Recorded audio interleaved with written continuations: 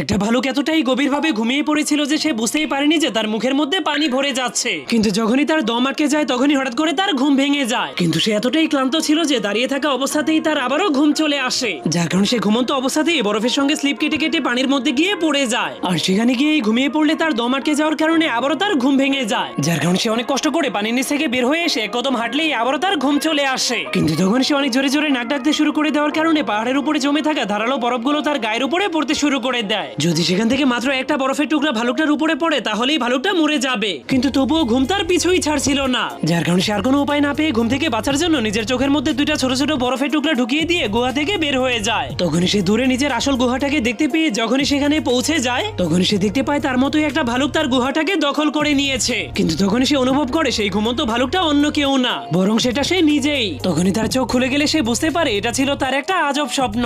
যাওয়ার আগে আপনার ফোনে কত % চার্জ আছে তা কমেন্ট করতে ভুলবেন